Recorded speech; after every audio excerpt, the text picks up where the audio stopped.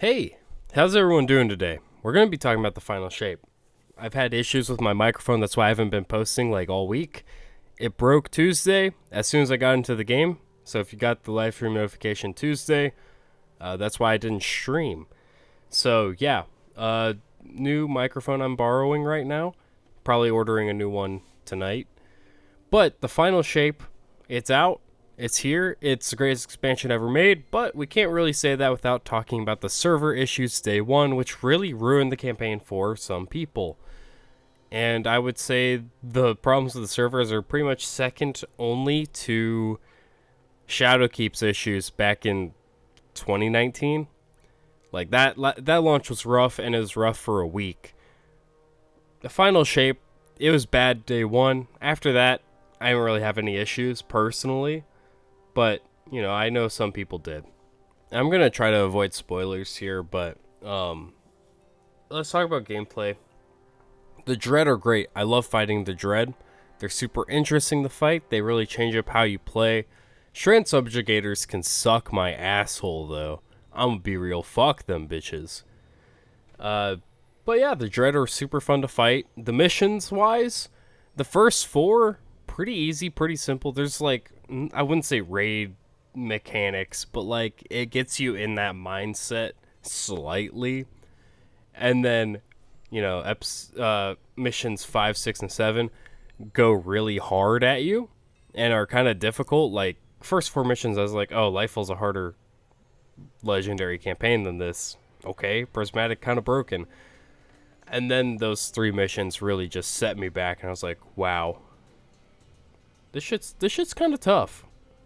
So, good job, Bungie, especially on those three hard as fuck missions.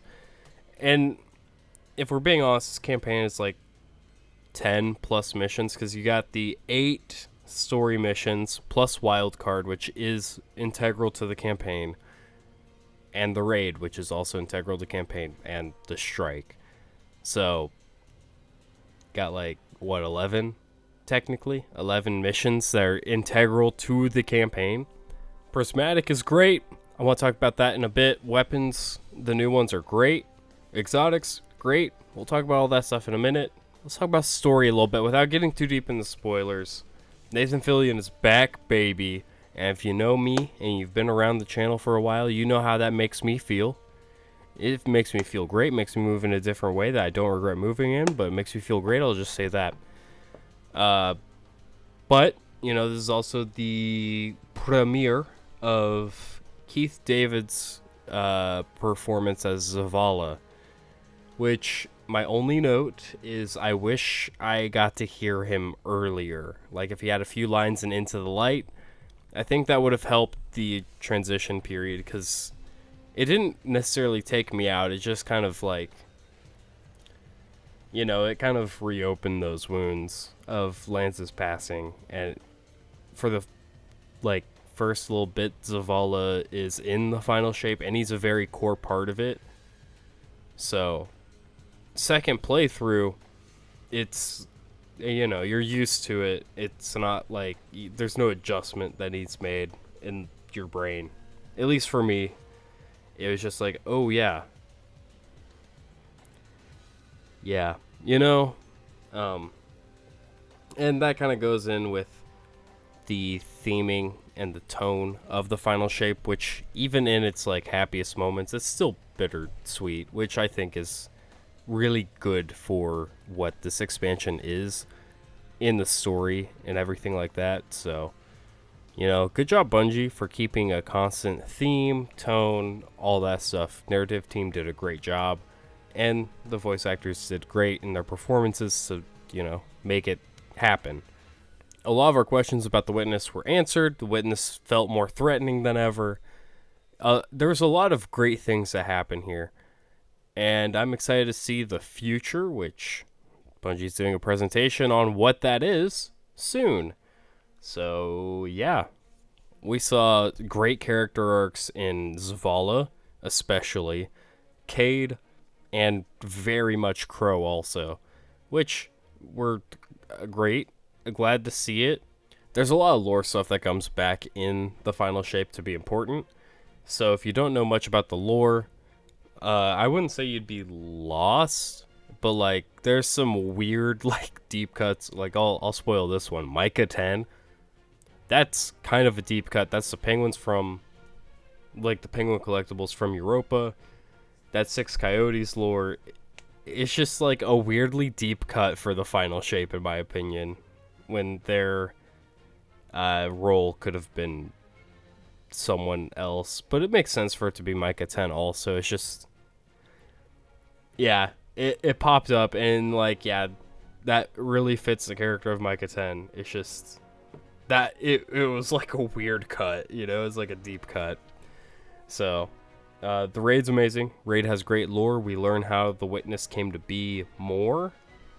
And a bunch of stuff involving the Witness, which is really cool because we were missing a lot of that stuff. Weapons-wise, call them reskins if you want. I think that's a tired complaint because usually the people that say that will glaze Destiny 1 as if like half of its weapons are unique when most of them aren't. Not even raid weapons. Vogue, Crota's End, and Wrath of the Machine are all reskins of previous weapons. So, like, if you're on the, oh, Bungie's lazy, they just reskin old weapons, but Destiny 1 was better, just shut the fuck up. The armor, too. A lot of the armor looks very samey in Destiny 1. It's like, chill, dude. What matters is that the weapons have unique roles. Different stats feel different. And the final shape, they do that, especially with rocket sidearms, which the call feels very different from Indebted Kindness. That's great. We have support frame autos. Those are very unique. And then we have the burst grenade launchers, which are different. So, you know, all the new weapons feel like they have, you know, their own thing to them. We have a volt shot bow. We have wave frame swords. Like, there's all sorts of unique stuff. Instead of just giving us the Taikonaut back and having it do basically the same thing it did before, they gave us Exodus rockets, kinetic rockets, whenever we do our class ability on Titan. And depending on how many you hit, you get a damage buff on your rocket launcher. That's crazy. It's really fun too. Still Hunt is so unique and so broken. It's really, really funny. The new sword is great. You know, like there's a lot of cool stuff from the final shape, especially in the loot department. So, yeah. Oh, it's a reskin. Bro, it feels so different. Just use it. It's fun. Then, on the prismatic side of things, I see a lot of love for Prismatic Hunter. I haven't really played my Hunter for final shape.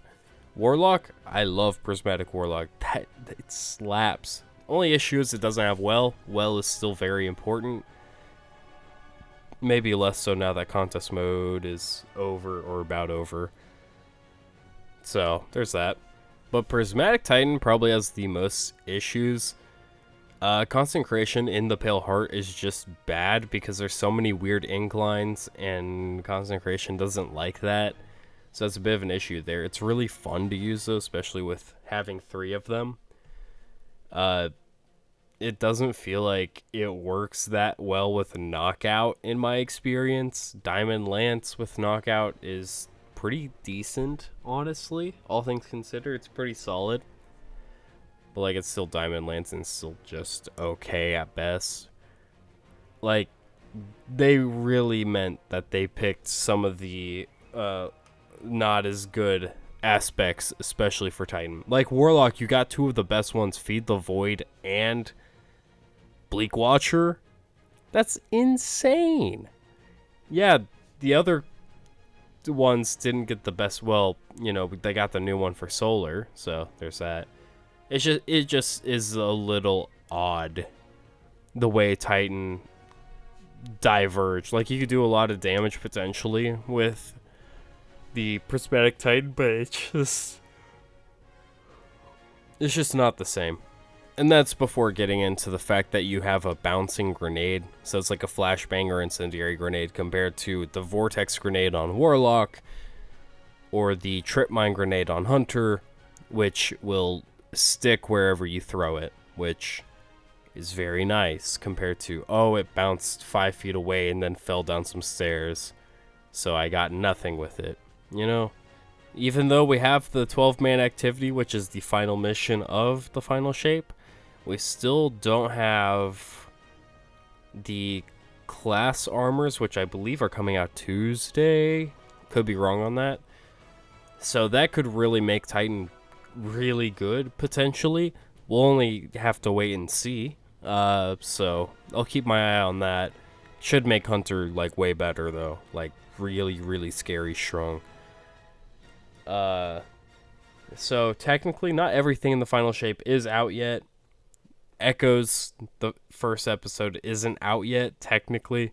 So there's a lot we just kind of don't know. But the final shape itself, like the story, is great. It's exactly what it needed to be.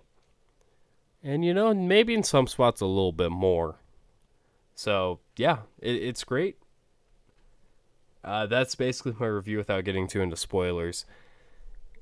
Next week, well, here's something I want to talk about the raid. It'll probably be the day after this, or 2 days after. And then I want to talk about some Mara Witness stuff, Cade. You know, I want to do some things here and there. And then we'll get into, like, some different topics here and there. So, yeah. Thank you for stopping by. Thank you for watching. If you don't own the final shape, when it goes on sale, you might really consider buying it because it's the best Destiny has ever been. So, anyways, thank you for watching. Please like, comment, and subscribe. We are getting memberships rolling here soon, but we do have super chats. I'm not asking for any of that right now. I'm just saying it's an option. We'll be looking into memberships very soon. So, yeah, thank you for stopping by. Thank you for watching, and I'll see you next time.